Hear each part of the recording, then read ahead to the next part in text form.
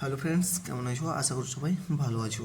তো এর আগের দিন ইতিহাস ক্লাসে সিন্ধু সভ্যতা বা হরপ্পা সভ্যতাটা ক্লাস করানো হয়েছিল। ঠিক আছে, তো আজকের ক্লাসে হবে বৈদিক যুগ। যারা এই ক্লাসে নতুন তাদেরকে বলে দিই, আমি এই ইতিহাস ভূগোল মানে জিকে পার্টটার যতগুলো সাবজেক্ট রয়েছে প্রত্যেকটারই কিন্তু chapter wise MCQ class series চলছে। তোমরা যারা নতুন দেখছো অবশ্যই চ্যানেলটি সাবস্ক্রাইব করে থাকতে পারো এই ধরনের নতুন নতুন ক্লাস পেতে। তো চলো আজকের প্রশ্ন শুরু করা যাক। আজকের প্রথম প্রশ্ন হলো, ঋগ্বেদে মোট কয়টি মণ্ডল রয়েছে? এক নম্বর প্রশ্ন আজকের হচ্ছে, ঋগ্বেদে মোট কয়টি মণ্ডল রয়েছে? এ 8টি মণ্ডল, বি 10টি মণ্ডল, সি 12টি মণ্ডল, ডি 18টি মণ্ডল। তো এটার উত্তর হয়ে যাবে বি, অপশন বি। ঋগ্বেদে মোট 10টি মণ্ডল রয়েছে। ঋগ্বেদে মোট 10টি মণ্ডল রয়েছে। ওকে, ঋগ্বেদে মোট 10টি মণ্ডল রয়েছে। মোট মণ্ডল ঋগ্বেদের 10টি। সূত্র বা সূত্র যেটা বলে সেটা 1028টি রয়েছে। মোট মন্ত্র রয়েছে 10,552টি। প্রাচীনতম অংশ দ্বিতীয় থেকে সপ্তম মণ্ডল। সর্বশেষ অংশ হচ্ছে প্রথম ও দশম মণ্ডল। ঠিক আছে, তো চলো পরের প্রশ্ন দেখি। এখন কিন্তু এই বৈদিক সভ্যতাটা শুধু এমসিকিউ ভিত্তিকই প্র্যাকটিস করছি। ঠিক আছে, পুরো ক্লাস কিন্তু থিওরি বেসিস হয়নি। যখন থিওরি বেসিস হবে তখন ডিটেলসে কিন্তু এই ক্লাসগুলো করানো হবে। তো এই এমসিকিউ সিরিজ চলছে, তাই এমসিকিউটি এবং তার উত্তরটি দেখে আমরা কিন্তু পরের প্রশ্নে চলে যাব। ঠিক আছে, তো চলো পরের প্রশ্ন দেখি।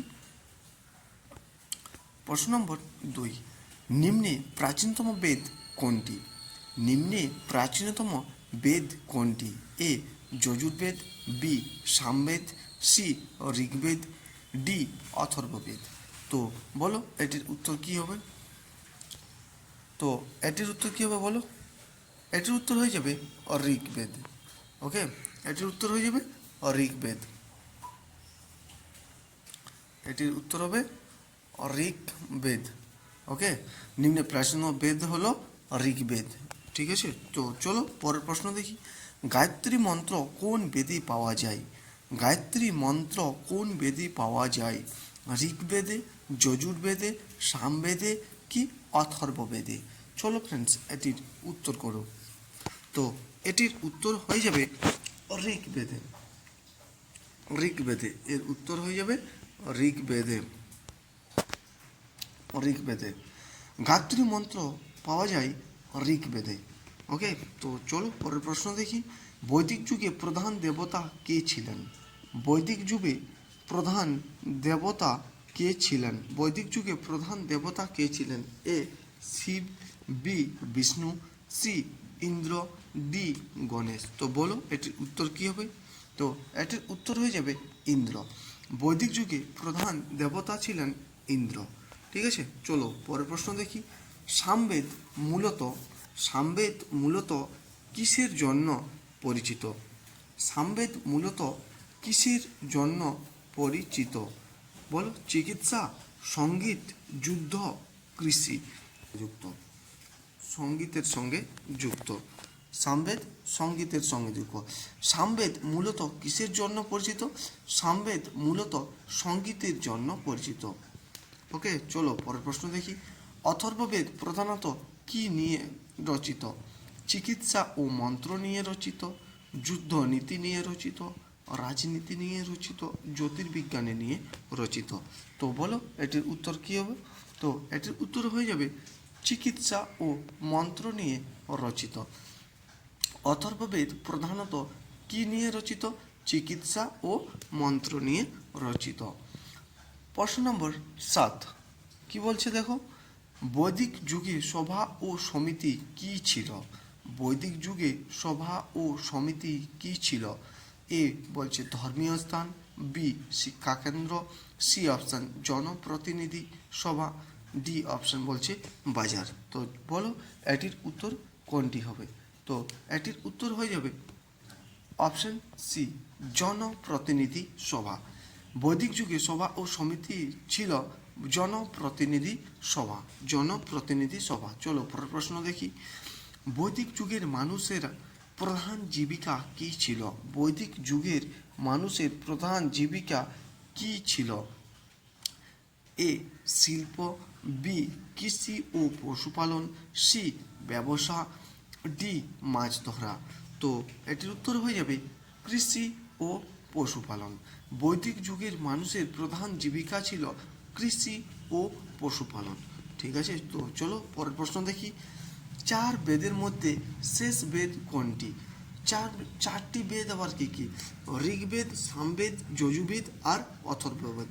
এই চারটি বেদ রয়েছে। ঠিক আছে, তো এই চারটি বেদের মধ্যে সবলে শেষ বেদ কোনটি?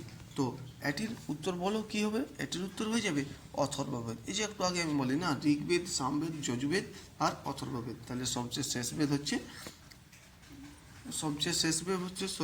গলত। চার বেদের মধ্যে শেষ বেদ কোনটি? এই যে আমি চারটি বেদ বললি, ঋগ্বেদ, সামবেদ, যজুর্বেদ আর অথর্ববেদ, এই বেদগুলোর মধ্যে শেষ বেদ হচ্ছে এই সামবেদ। Samaveda, option B Samaveda. ঠিক আছে, তো চলো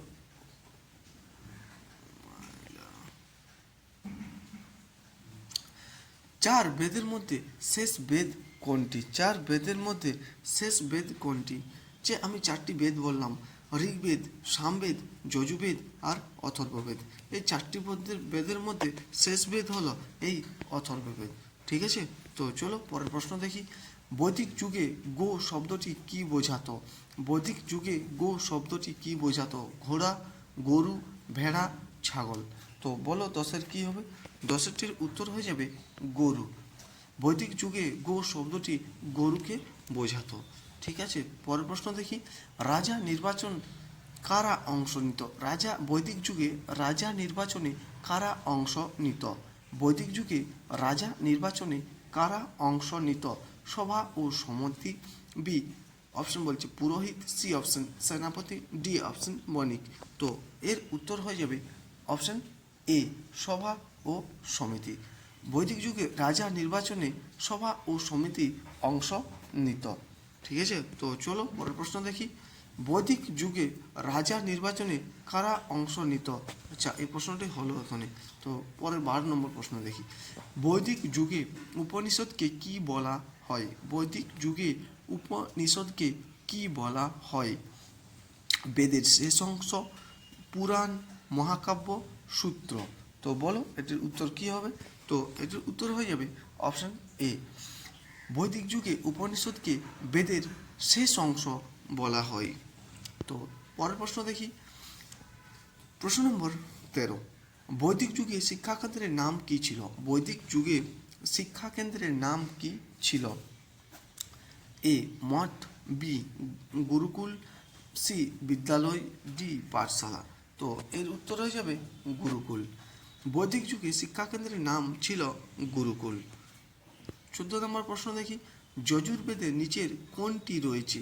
যজ্ঞের নিয়ম রয়েছে, গান রয়েছে, চিকিৎসা রয়েছে, নাকি গণিত রয়েছে? তো যজুর্বেদে যজ্ঞের নিয়ম রয়েছে। যজুর্বেদে যজ্ঞের নিয়ম রয়েছে। পরের প্রশ্ন দেখি। বৈদিক সমাজ কতটি বর্ণে বিভক্তি ছিল? 15 নম্বর প্রশ্ন কি বলছে? বৈদিক সমাজ কয়টি বর্ণে বিভক্ত ছিল? বৈদিক সমাজ কয়টি বর্ণে বিভক্ত ছিল? প্রশ্ন নম্বর 15 বলছে। তাহলে ও কয় ভাগে বিভক্ত ছিল? 4 ভাগে। বৈদিক সমাজ 4টি ভাগে বিভক্ত ছিল। কি কি? ঋগ্বেদ, সামবেদ, যজুর্বেদ আর অথর্ববেদ। এই 4টি ভাগে বিভক্ত ছিল। তো চলো প্রশ্ন নম্বর কতগুলো প্রশ্ন হয়ে গেছে? 3টা চলে গেছে। ঠিক আছে, চলো প্রশ্ন নম্বর 16 নিয়ে আলোচনা করি। ঋগ্বেদের প্রধান ভাষা কি? ভেরি ভেরি ইম্পর্টেন্ট কোয়েশ্চেন, কিন্তু এগুলো প্রত্যেকটি কিন্তু ডাব্লিউপি বলো, রেল বলো, এসএসসি জিডি বলো, সব ধরনের সরকারি চাকরির কম্পিটিটিভ এক্সামে কিন্তু এই ধরনের প্রশ্ন হয়ে থাকে। তো আশা করি তোমরা এই প্রশ্নগুলো খাতায় নোট করছো প্রত্যেকটা চ্যাপ্টার ওয়াইজ। এই চ্যাপ্টার ওয়াইজ নোট করছো মানে যে আমি ক্লাস দেখছি, নোট করে নেবো পরে, এইসব যদি করো তো আর জীবনেও মানে কি বলবো করতে পারবে না নোট। আর যদি আজ ক্লাস দেখলে আজকেই 25টা প্রশ্ন নোট করলে, পড়লে, মুখস্থ করে দিলে, তো সেটাই কিন্তু ঠিক না তো পরে যদি বলেছে যে করবো, তো পরে মানেও পরেই রয়ে যাবে, আর পরে কোনোদিন হয় না। ঠিক আছে, তো আশা করি তোমরা ক্লাসগুলো দেখে খাতায় নোট করছো। তো চলো 16 নম্বর প্রশ্ন দেখো, ঋগ্বেদের প্রধান ভাষা কি? পালি, সংস্কৃত, প্রাকৃত, হিন্দি। তো বলো এটির উত্তর কি হবে? তো এটির উত্তর হয়ে যাবে সংস্কৃত।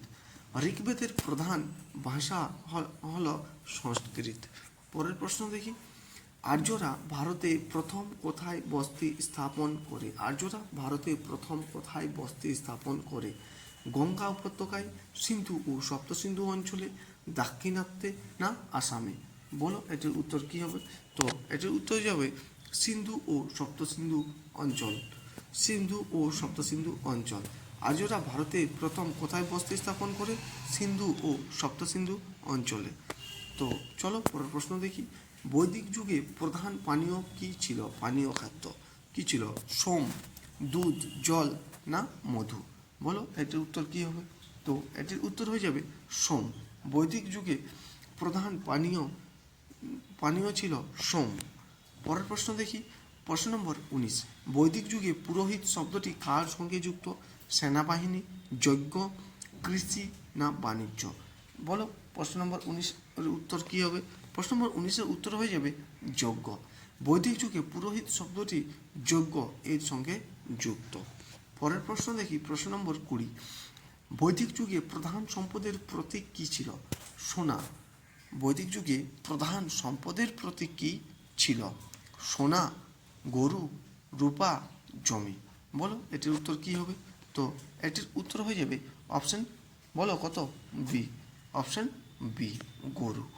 বৈদিক যুগে প্রধান সম্পদের প্রতীক ছিল গরু। ওকে, তো চলো। বৈদিক যুগে পরিবারের প্রধানকে কি বলা হতো? গ্রামণী, পুরোহিত, বিষ্পতি, গৃহপতি? তো এটির উত্তর বলো কোনটি হবে? তো এটির উত্তর হয়ে যাবে গৃহপতি। বৈদিক যুগের প্রধানকে বলা হতো গৃহপতি, কুলপা বা গৃহপতি। তো option number option number D হলো এর উত্তর।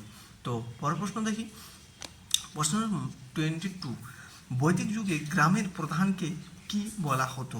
গ্রামণী, পুরোহিত, বিষ্পতি, কি গৃহপতি? তো এর উত্তর হয়ে যাবে অপশন এ, গ্রামণী। বৈদিক যুগে গ্রামের প্রধানকে বলা হতো গ্রামণী বলা হতো। প্রশ্ন নম্বর 23, বৈদিক যুগে বিষ বলতে কি বোঝায়? বৈদিক যুগে বিষ বলতে বোঝায় পরিবার, জনসাধারণ গোষ্ঠী, নাকি রাজা, না পুরোহিত? তো এর উত্তর হবে রাজা কি পুরোহিত? বল জনগোষ্ঠী, জনসাধারণ বা গোষ্ঠী, এটা হবে এর উত্তর, অপশন বি। 24 নম্বর প্রশ্ন হচ্ছে গলত হয়ে গেছে, এটা উত্তর লেখা চলে এসেছে। বৈদিক যুগে লোহার, এই লেখাটি কিন্তু হবে না, এই লেখাটি কিন্তু হবে না, ঠিক আছে, লেখাটি হবে না, লেখাটি হবে না। বৈদিক যুগে লোহার ব্যবহার শুরু হয়, একে কি বলা হতো? কৃষ্ণ, আয়স, তাম্র, কাঁসা, কি শুরু হয়? একে কি বলা? বৈদিক যুগে লোহার ব্যবহার শুরু হয়, একে কি বলা হতো?